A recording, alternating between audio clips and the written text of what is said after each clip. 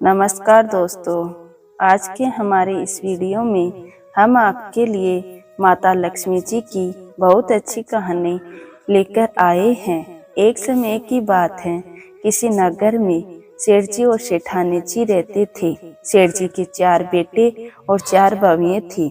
सेठ जी लक्ष्मी जी के अनन्य भक्त थे। एक समय की बात है, सेठ जी से लक्ष्मी जी रूठ गई और उनके घर से जाते जाते बोली, मैं जा रही हूँ और मेरी जगह नुकसान आ रहे हैं, तुम तैयार हो जाओ, लेकिन मैं तुम्हें अंतिम भेंट जरूर देना चाहती हूँ, मांगो जो भी इच्छा हो। सेठ जी बहुत समझदार थे। उन्होंने माता लक्ष्मी जी से विनती करी, माता नुकसान आए तो आने दो, लेकिन उससे कहना कि मेरे परिवार में आपसी प्रेम बना रहे, बस मेरी यही इच्छा है। लक्ष्मी जी ने तथास्तु कहा और वह अंतर्ध्यान हो गई। कुछ दिनों के बाद सेठ जी की सबसे छोटी बहू खिचड़ी बना रही थी। उसने नमक आदि डाल और वह काम करने लगी। तब दूसरी लड़की की बहू आई।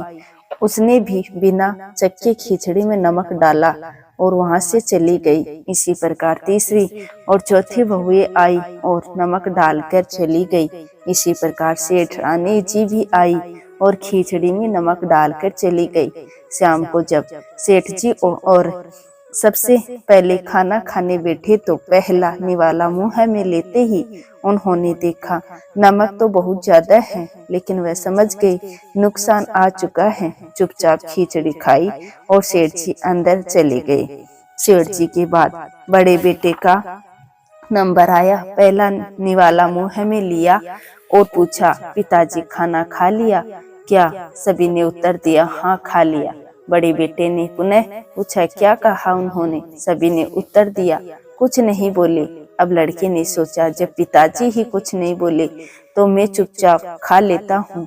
इस पर घर के अन्य सदस्य एक एक करके आए और खाना खाने बैठे। पहले वाले के बारे में पूछते और चुपचाप खाना खाकर चले जाते। रात को जब सेठ जी सो रहे थे और उनके सपने में नुकसान आया और हाथ जोड़कर सेठ जी से कहने लगा, मैं जा रहा हूँ। सेठ जी ने पूछा, क्यों, क्या हुआ? तब नुकसान कहता है, आप लोगों 1 किलो तो नमक खा गए, लेकिन बिल्कुल भी झगड़ा नहीं हुआ। मेरा यहाँ कोई काम नहीं है। झगड़ा और कमजोरी हानि और नुकसान की पहचान है। जहाँ प्रेम है वहाँ लक्ष्मी जी का वास है। ऐसा कहकर नुकसान सेठ जी के घर से चला गया और लक्ष्मी जी सेठ जी के घर में पुनः आकर विराजमान हो गई। तो दोस्तों, कैसी लगी आज की हमारी ये कहानी? कमेंट करके जरूर बताइए और साथ ही साथ मेरे चैनल को सब्सक्राइब करना ना भूले। जय माँ लक्ष्मी जी की।